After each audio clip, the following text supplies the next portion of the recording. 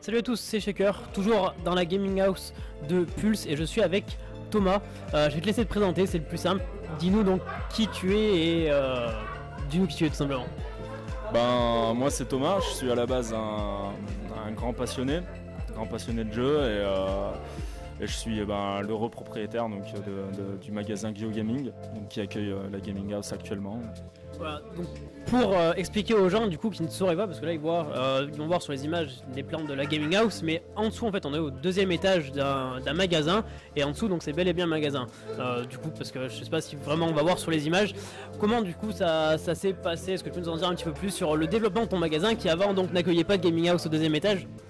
Ben en fait à la base moi j'ai été salarié ici pendant un an et donc c'est John de la... Tu me du coup salarié d'un magasin donc de vente de jeux vidéo et DVD. C'est ça ouais. Jeux vidéo et DVD, c'était un magasin un peu austère j'ai envie de dire. Et en fait moi je savais que j'allais déjà racheter parce que le magasin était voué à disparaître, enfin ça allait couler c'était sûr. Donc après de fil en aiguille quand j'ai racheté le magasin j'ai prévenu que le magasin était à moi.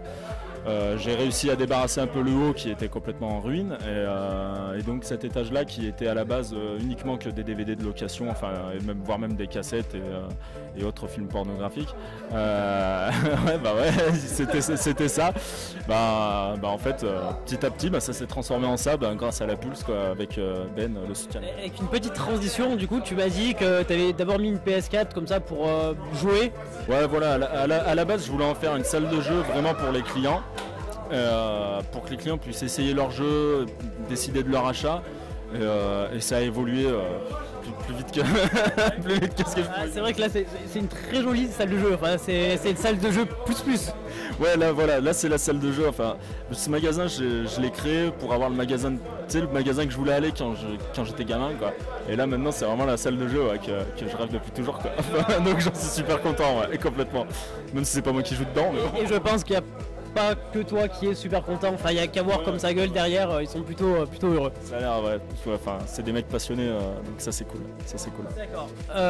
Du coup pour aller un petit peu plus loin donc t'as contacté Benjamin Parallax, donc le président de la Pulse Gaming. Après comment ça s'est passé, combien de temps ça a pris? C'était donc là aujourd'hui on est 21 février, quelque chose comme ça.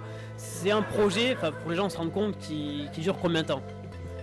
La décision a été prise en environ 1 heure, c'est-à-dire que Ben est venu, il m'a invité, enfin je l'ai invité au resto, je sais pas, j'ai tout de suite senti que c'était quelqu'un qui croyait vraiment en son projet, et il m'a parlé de SWC, moi je connais absolument rien, moi c'est à l'e-sport à la base, moi j'étais pour rien, mais dans son œil ça se voyait quoi, lui son projet c'était son truc. Donc j'ai dit ouais sans hésiter, je te donne les tâches quoi. Et ça s'est fait ensuite en 2 mois, donc le haut. Et moi j'espère pouvoir les suivre dans leur professionnalisation et ensuite pouvoir les voir évoluer, pourquoi pas en société eux-mêmes, avec des joueurs vraiment rémunérés, etc. et qui viennent ici. Ça serait le top. Je pense que ce serait une vraie fierté personnelle pour toi de dire que tu as contribué du coup à l'évolution de cette structure qui est quand même vouée à se développer de manière plutôt significative dans les mois et années à venir, vu déjà le développement qu'ils ont connu sans cette gaming house, avec du coup maintenant une gaming house. Je pense qu'ils ne peuvent qu'être au meilleur niveau français et voire européen et international par la suite. Moi c'est ce que je souhaite.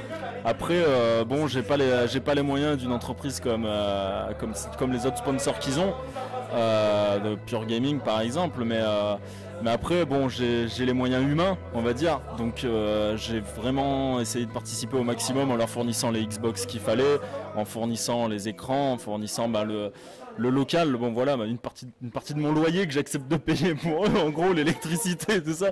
C'est mon petit... ça serait vraiment une fierté de me dire que j'ai misé sur le bon cheval, complètement, carrément.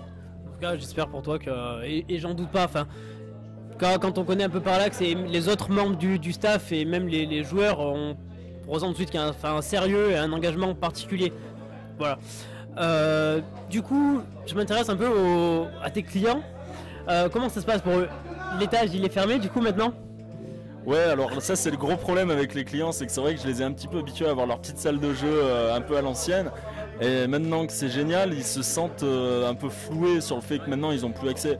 Mais après, bon, j'ai la chance quand même d'avoir une clientèle assez compréhensive qui comprend qu'il y a pour beaucoup d'argent de matériel. Alors après, ceci n'empêche pas par la suite, éventuellement en partenariat avec Pulse, de faire des soirées à thème, de faire des choses qui seront vraiment dans le cadre de la Pulse. Par contre, ça j'y tiens énormément. C'est vraiment leur lieu à eux, donc ce sera toujours avec leur accord. Mais bon, ouais, la clientèle est assez compréhensive. Ils comprennent que bon, hélas, eh ben, j'essaie d'évoluer. Voilà. Compliqué de concilier tout le monde. Ouais, voilà, je peux pas concilier la personne qui m'achète pour 20 € de matériel et la personne qui réellement souhaite investir 3, 4, 5 000 € dans la structure. Enfin, c'est compliqué. D'accord. Donc, merci pour toutes ces informations. J'espère en tout cas pour toi que tu vas pouvoir t'y retrouver dans les années à venir.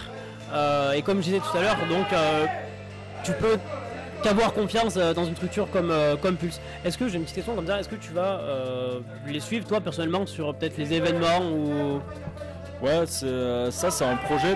Alors après, c'est toujours compliqué parce que bon, en France, on nous laisse pas faire vraiment ce qu'on veut quand on est une entreprise. Donc j'aimerais beaucoup les suivre sur des stands. Ça serait le top pour moi. Après le problème, c'est bon, il faut trouver quelqu'un pour garder le magasin déjà pour commencer. Est-ce que tu es seul ici ou tu as un salarié? Je travaille en binôme, mais le problème c'est que bon, quand on a un magasin, c'est un peu notre enfant. c'est un peu dur de le laisser comme ça. Mais après, ouais, vraiment le but, ça serait pouvoir vraiment de les suivre sur les routes et d'y prendre goût, quoi. Enfin, moi je suis vraiment... Parce que toi personnellement, ton expérience avec le jeu vidéo, c'est quoi? C'est joueur lambda, un peu e-sport, peut-être un peu de compétition ou... Non, moi pas du tout en fait. Moi ce que j'aime dans le jeu vidéo, c'est vraiment ce que j'aime dans le jeu. Non, ce que j'aime, ça va, c'est nickel, se gueule pas. Non, ce que j'aime dans le jeu, en fait, moi, j'ai toujours pris le jeu comme un truc culturel, en fait, depuis que je suis gamin. Je pense que j'en bougerai jamais, quoi. C'est-à-dire que pour moi, le jeu, c'est vraiment une culture. Je fais ça comme si je vendais des livres ou autre, quoi. Pour moi, je vends des produits culturels et intellectuels. Et ça s'arrête là. Et je pense que ça s'arrêtera toujours là. Ce que je veux vraiment, malgré la Pulse, l'e-sport, c'est vraiment conserver l'identité de GeoGaming, qui à la base fait vraiment est fait pour faire venir des gens qui prennent vraiment le jeu vidéo comme vraiment une culture et pas comme juste un produit de consommation de masse, quoi. Voilà. D'accord, très bien, je partage ta vision qui malheureusement est une vision trop minoritaire. Le jeu vidéo vu comme un produit culturel, je pense que ça serait bien que cette image là du jeu vidéo se développe un petit peu plus. Je me souviens de la question que je voulais te poser tout à l'heure, c'est tout simplement fais ta pub. On a parlé de ton magasin mais on en a parlé de manière un petit peu floue, je vais dire. Où c'est que ce magasin se situe? Qu'est-ce que tu vends du coup maintenant, parce que ça s'est un petit peu développé par rapport à avant? Qu'est-ce que tu peux nous dire? Donc on est à Oulin, c'est la seule chose que je sais. Alors on est à Oulin, dit comme ça paraît un peu perdu, mais en fait pas du tout. Mais en fait on est à Lyon, tout simplement. On est à Lyon, c'est mieux. On est à Lyon. Ouais, on est à Lyon, on est juste à côté du métro B, donc on n'est vraiment pas perdu. On est tout en bas de la grande rue d'Oulin, donc Oulin c'est quand même une assez grande ville. Et c'est un magasin donc qui, quand j'ai repris, était un magasin de jeux vidéo uniquement, avec de la location de DVD, voilà. Et quand j'ai repris, vraiment mon but c'était de faire tout l'inverse de ce que fait mes concurrents, c'est-à-dire Micromania, Auchan, etc. C'est-à-dire proposer le minimum de jeux possible, c'est-à-dire vraiment juste le minimum que les gens veulent, et proposer que du collector, du produit dérivé, des t-shirts, j'ai par exemple, je sais que j'ai une toile Star Wars de Benjamin Carré éditée à 50 exemplaires dans le monde, enfin je veux vraiment des choses... De l'exclusif. De l'exclusif, je veux que les gens, et d'ailleurs je suis assez content parce que les gens s'arrêtent souvent devant ma vitrine en disant tout simplement votre vitrine est jolie, et ça c'est vraiment le seul but que j'avais, et juste des jeux affichés comme ça, c'est pas beau. Voilà, tout ça. D'accord, mais du coup une vraie stratégie, enfin c'est une stratégie marketing, mais ça va même au-delà, enfin c'est une stratégie qui vient de toi, passionné, du coup, enfin c'est toi t'es passionné et ta boutique s'adresse à d'autres passionnés qui vont du coup pas acheter le jeu dématérialisé mais la vraie édition collector avec le pack complet et tous les petits goodies et tout ce qui va bien avec. Ouais. En fait moi faut savoir qu'avant j'ai 8 ans de coiffure. Donc mes 8 ans de coiffure m'ont appris que quand on dit à quelqu'un qu'il est beau, au bout d'un moment on arrive à en persuader. Et si on arrive à dire à quelqu'un, et j'arrive à convertir des clients, à leur dire qu'on peut être geek et ne pas être attardé ou ne pas... Voilà, moi je suis quelqu'un, par exemple, je parle de moi, mais moi j'ai lu quasiment toute l'œuvre de Hugo. Et pourtant, je joue à GTA le soir et j'adore ça. Et moi j'essaie de persuader justement ma clientèle de dire on peut acheter des Yoshi, on peut acheter des Monopoly Zelda, etc. Et quand même être quelqu'un de super intéressant sur tout un tas d'autres sujets. Voilà, c'est ça que j'essaie de transmettre. Et je pense qu'on peut arriver à persuader les gens de sortir un petit peu de leur cocon et de leur, on va dire, de faire de leur coming out, de dire aux gens, bon bah voilà, bah moi j'ai des Yoshi dans ma piole, mais n'empêche que bon bah je suis un homme malgré tout et pas un enfant quoi.